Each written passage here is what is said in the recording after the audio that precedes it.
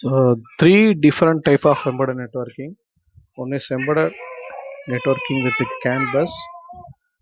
So what is CAN bus? Controller area network bus that we will see in uh, further video. Coming videos we will see that. Then controller area network protocol was developed the requirement of automotive industry. There that CAN bus will be used. And CAN bus specified by serial network also is essential for local connection between microcontroller in a motor vehicle. The CAN bus protocols, there are two-wire half duplex system.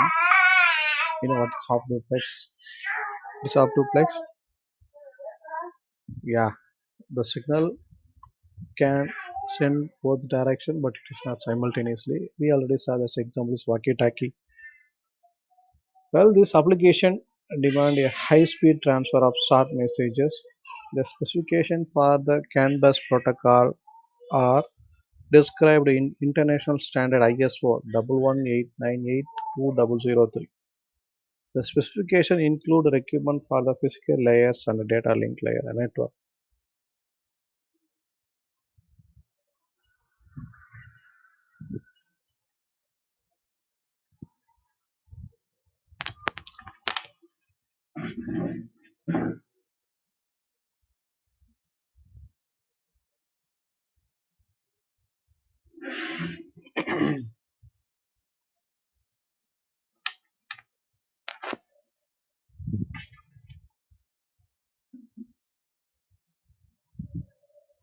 So next one, embedded networking with I2C bus.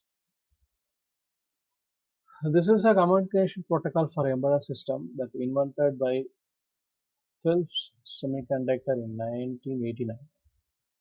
This is also having two-wire half duplex serial communication protocol at- and this application used for short range intra-board communication.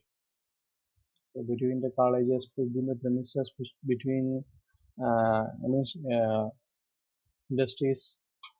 So due to that limitation of the I2C protocol, the 7-bit address space and the total bus capacitance of is 400 picofarad. Serial communication using the I2C protocol is only effective when the connected devices are less than few meters apart. The I2C implementations include features that correspond to the physical layer, data link layer, and network layer of the OSI network model. And next one, embedded networking with Ethernet. So embedded devices that connect to local area network or internet can be implemented using Ethernet technology. That Ethernet connections are often implemented as a part of protocol. It will be suited with the TCP and IP. You know that TCP/IP protocol having OSI network layers. That four layers are we know that application, transport, internet, network interface. These two layers we already know. What is application? Why? What is transport layer? This we saw in previous videos. Now, what is internet? What is network interface? That we will see. The internet layer of TCP/IP provide network client function from the OS model. Internet layer of each device is assigned on IP addresses according to the IPv4 or IPv6 standard. The internet layer transport network packet from the from a host devices to target devices specified by its IP address. So it supports the function of sending and receiving packets and it will be diagnose the error. So a network interface. Network interface it's a card interface card they are using that is allow embedded system to connect network physically using twisted pair and fiber optic pair cable. Ethernet provides the networking capability of The physical layer and data link layer of the OSI model.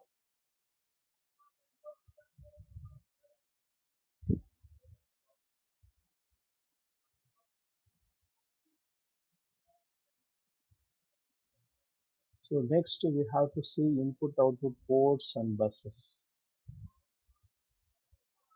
So input output ports that we will see in separate video. Okay. So now we have to see about buses. So there are basically three types of buses.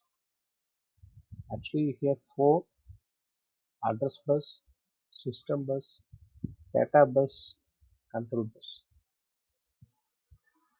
So what is address bus?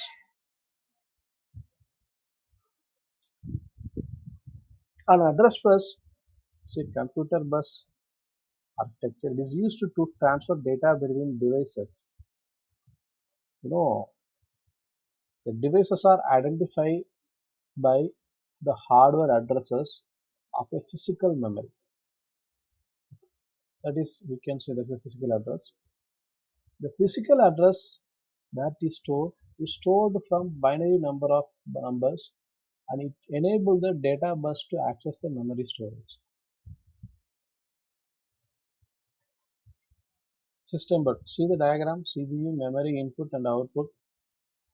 So system bus, it consists control bus, address bus and data bus. So this bus total setup we can call as a system bus. CPU system bus, it connects major component of computer system containing function of data bus to carry information. That address bus to determine where it should be sent, and control bus to determine its operation. CPU, how it will be send and receive the communication through control bus and address bus and data bus. The CPU, it can send and receive from control bus, and the CPU only send to address bus, and CPU send and receive from data bus. Similarly, memory, it can send and receive from control bus, and address memory, it can receive, not it, it can't send to address bus, and memory send and receive from data bus. That input output, both can receive and send in control address and data bus. So what is control bus? So control bus is a part of system bus. This now is other diagram. So it is used by CPU for communicating with other devices within the computer.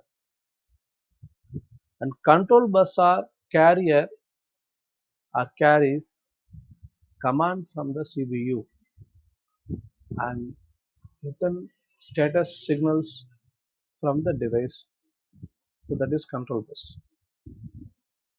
Data bus is a computer subsystem that allow transferring a data from one computer to another. For example, motherboard or system board between two computers, including data transfer from or to memory. So that CPU will be transferring data to other components. So there they are using database.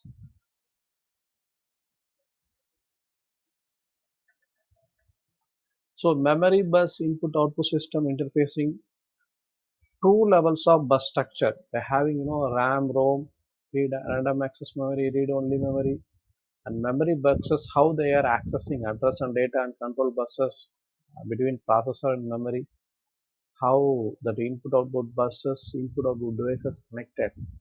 So this figure shown the controller of example PCI and USB, how they are connected.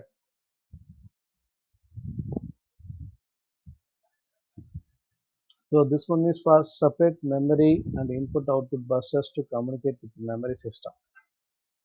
Then input output system and bus controller and separate disk for input output bus. See, compared to previous diagram, it is extended one.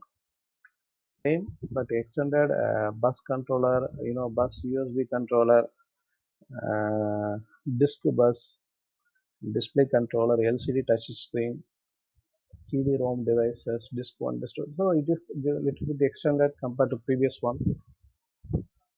So how the memory input output, CPU, processor, how they will be connected, shown in this figure.